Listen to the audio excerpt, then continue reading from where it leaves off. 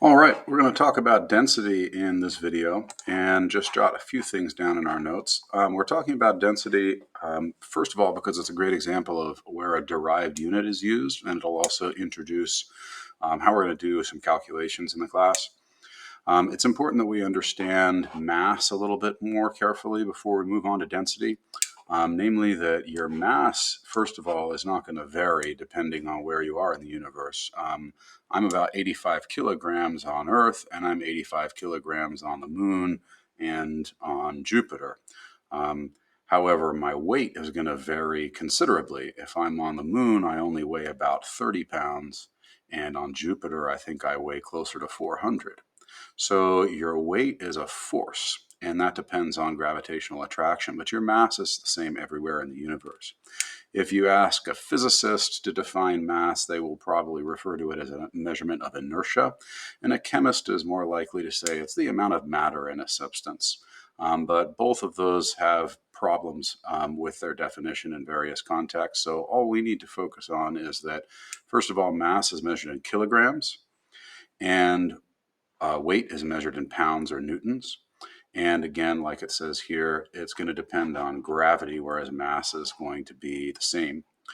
Another important point to keep in mind is that you measure mass with a balance and weight with a scale. So sometimes we're a little lazy and we say, I'm going to weigh this thing, and we put it on a balance, and that's okay. But what we mean is I'm going to measure its mass. Mass is measured with either an electronic balance or a pan balance, where it's actually physically balancing and comparing it with another known mass, whereas a scale is actually measuring a force, and that's why it's usually going to involve a spring, which can measure that force in newtons or pounds. So with that distinction out of the way, I want to introduce the density calculation. And why I'm talking about this now is because it illustrates derived units. In other words, when we just do simple multiplication with numbers, we don't have to worry about units. But if we're looking at measurements with units, we have to apply the operation to the units as well as the numbers. So 3 times 4 is 12. And meters multiplied by meters is meters squared. So that's an area, right? A volume would be meters cubed. What happens if you divide an area by a distance? Well, you get a distance again, 1 meter here, where 12 divided by 12 is 1, but meters squared over meters is meters. So I want to make sure that people are comfortable with this type of unit analysis. We'll be spending a lot of time on it, especially in this first unit. The case that I made the other day, or in the last video, was that if you remember, the units for force, newtons, are actually a derived unit equal to kilogram meters per second squared. So here, there's no unit cancellation that takes place. 4 times 2 is 8, and kilograms multiplied by meters per second squared is just kilograms meter per second squared.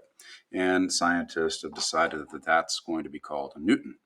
It's a little easier to say than kilogram meters per second squared. So nothing cancels out there, but sometimes derived units are named. The other example I've included here is a really crazy looking unit, right? Liter atmospheres per mole Kelvin. Nothing cancels there. There is no special name for a liter atmosphere per mole Kelvin. But interestingly, if you measured pressure in kilopascal, which are kilonewtons per square meter, instead of atmospheres, this term would simplify to joules, which is a unit of energy. And this would have been equivalent to joules per mole Kelvin. So you can see how complicated unit analysis can get sometimes. Luckily, we're going to start with a really simple example, and that's density. So density is what I want to put in these notes, and the few things we're going to write down consist of, first of all, the definition and formula. And so in our notes, I want to make sure everybody has this. Density equals mass divided by volume. And if you want to simplify that formula, D equals M over V. And of course, the units of density are going to be, if we are measuring mass in grams, which is the most common unit of measurement in chemistry, since we're usually dealing with small amounts of matter and not kilograms, and your volume in milliliters, which is the most common unit in chemistry, Then we have units of grams per milliliter. Now remember, of course, that a milliliter is equal to a cubic centimeter. So those are both equivalent. Doesn't matter which one you use. If you were measuring your volume with geometry, this might make more sense, but either of those are acceptable because they both mean exactly the same thing. The other thing I want to include in these notes is that we can rearrange the equation for density a few different ways. And one shortcut, if you're lazy about algebra, that you could use is this. In other words, if you cover up the letter D, you can see you're left with m over v. That's the first form of the equation. If you cover up the letter v, you have m over d. And if you cover up the letter m, you have v multiplied by d. And of course, that's just simple algebra. Multiply both sides of this equation by volume, and volume cancels, and we're left with this. And then take this equation and divide both sides of it by d, and you're left with this. So sometimes we might be asked to solve for density, but sometimes we might be asked to solve for mass or volume. So those are three different equations, all of which can be derived from the first. Now, we're going to be practicing some density calculations. And we're also going to be trying to get comfortable with the concept of density. It's an important physical property. We'll learn what that means a little bit later. You can see all of these metals look very similar, but they have vastly different densities. And so you could determine the identity of a metal by a density calculation. And of course, you can see aluminum's got a really low density, and that's why we make airplanes out of aluminum and not out of heavier metals. So there's the formula that we wrote down, and we wrote down what the units were.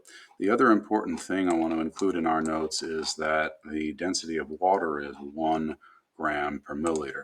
And that should make sense since we learned before that the metric system works to define its units so that water is a standard. In other words, we learned that a milliliter of water is 1 cubic centimeter of water, and that it would weigh exactly 1 gram. So this is going to be extremely helpful. If I have 356 mils of water, I have 356 grams of water.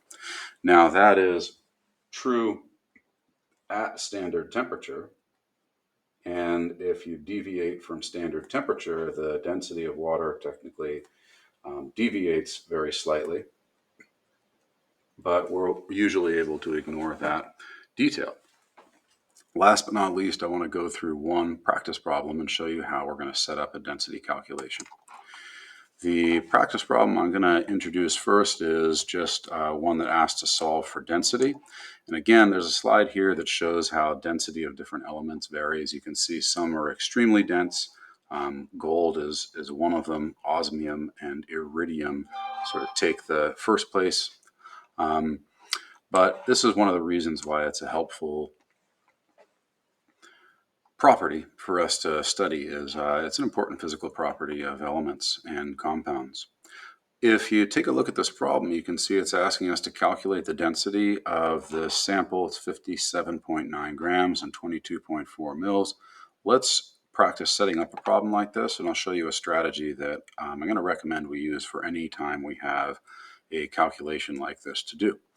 I'm going to suggest that you make what I call a shopping list that lists all of your variables, starting with the unknown. So in this case, the unknown that we're asked for is density, and the mass was given to us as 57.9 grams, and the volume was given to us as 22.45 mils.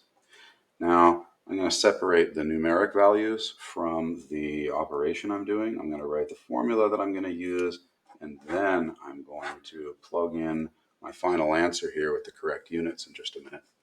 And you might say that seems like a tedious thing to do when I know I just need to plug these numbers into that equation. I don't really need to write that all down. However, we're going to practice setting problems up like this for a few reasons. One is that if you practice this setup, it'll become easier to move on to more complex problems when there's more steps involved. And the other is this will allow me to give you partial credit even if you make a minor math error.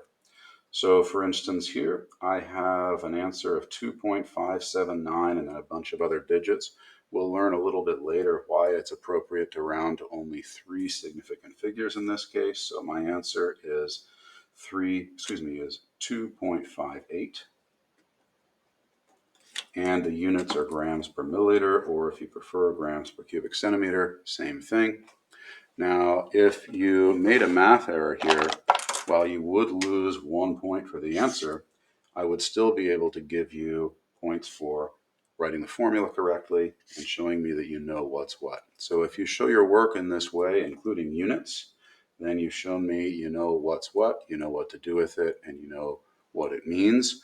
Even if you make a math error, I can still give you credit. So always set up the problems or the calculations in this way to get full credit. So we're going to practice some other calculations in class, but that's the end of the notes that I wanted to include in this video.